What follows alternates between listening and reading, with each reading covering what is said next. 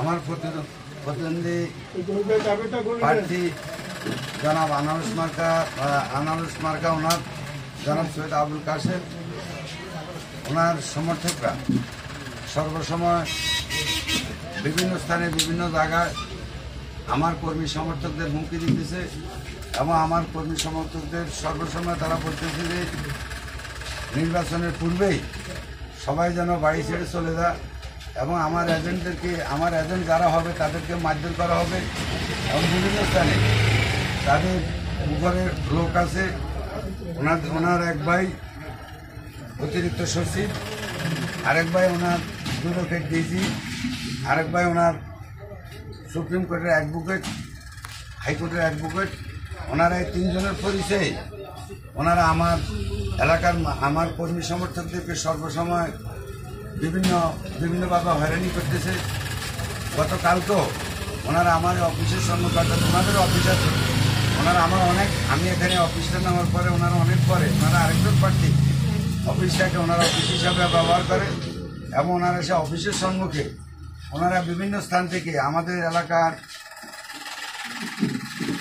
জানেন 2 নম্বর দক্ষিণ আমসাদি ইউনিয়ন অত্যন্ত স্পর্শকাতর ইউনিয়ন। এই ইউনিয়নের বিগত নির্বাচনেও বিগত সময়ে আমাদের একজন চেয়ারম্যান 1 বছর 3-4 মাস দায়িত্ব পালন থাকা অবস্থায় উনি খুন হয়েছেন। এরপরে দ্বিতীয় আরেকজন চেয়ারম্যানকে প্রকাশ্য গুলি করা হয়েছে। উনি এখন বর্তমানে অসুস্থ অবস্থায় আছেন। আমাদের ইউনিয়নে প্রত্যেক বছরেই প্রতি নির্বাচনের পূর্ব অথবা পরে একটা সহিংসতা ঘটনা ঘটে। গত আপনাদের উপনির্বাচনের সময়, জাতীয় সংসদের উপনির্বাচনের সময় এই নন্দনপুর কেন্দ্রে 2টা সরকারি গাড়ি ভাঙচুর হয় এবং একটা গাড়িতে আগুন দেয়। এই স্পর্শকাতর ইউনিয়নে আমাদের ওনারা প্রার্থী হওয়ার পরে ওনারা এই নন্দনপুর বাজারে গতকালকে ওনারা একটা মিটিং করেছে, যদিও এই মিটিংটা সম্পূর্ণরূপে অবৈধ। এই মিটিংটা এখানে করে ওনারা আমার কর্মী সমর্থকদেরকে বলছে যে 24 ঘন্টার ভিতরে, যেটা আপনার বিভিন্ন মিডিয়াতে বিভিন্ন আপনার ফেসবুকে আপনারা এটা পাইবেন, আপনাদের সবার কাছে আছে। আমাদের 24 ঘন্টার ভিতরে যখন যেভাবে হোক আমার সকল কর্মী সমর্থক যেন এলাকা ছেড়ে চলে যায়, নাহলে তাদেরকে হাত পা ভেঙে দেবে এবং তাদেরকে এলাকা ছাড়া করবে এবং তাদের বাড়ি ঘর যা আছে সব কিছু জ্বালা দিবে বলে হুমকি দিতেছে। আমার প্রতিদ্বন্দ্বী প্রার্থী আমার আরেকজন প্রার্থীও আছে, কিন্তু ওনারা নির্বাচন তাহলে ওনারা এই সময় একে অপরকে বা কাদা ছড়াছড়ি এই ধরনের কোনো কথা বলে না, কিন্তু উনি ওনার বাইরে প্রভাবে এমনভাবে প্রভাবিত করতেছে সকল মানুষদেরকে।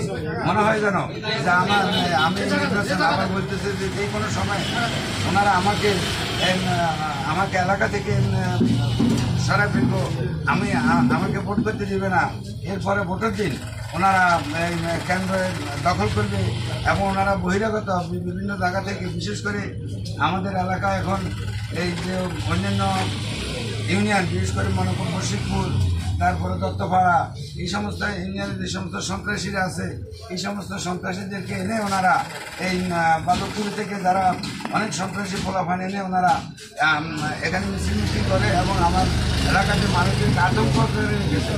আমি আপনারা যারা আছেন প্রিন্ট মিডিয়া, আপনারা গোপন তদন্তের ভিতরে প্রয়োজনে আপনারা আমার এলাকা দেখেন যে আমাদের এলাকার প্রত্যেকটা মা বোন খুব আতঙ্ক তটস্থ অবস্থায় আছে, যে মনে হয় যেন এই কেন্দ্রে ভোট দিতে আসলে একটা কিছু হবে, এই ধরনের পরিস্থিতির ভিতরে সবাই আছে।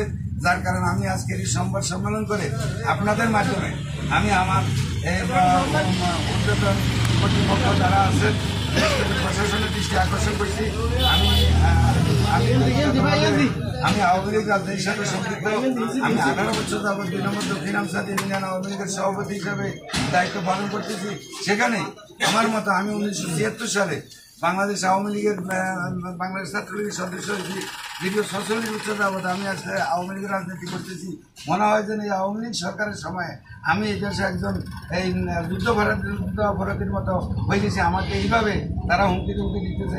আমি আপনাদের মাধ্যমে প্রতিকার চাই এবং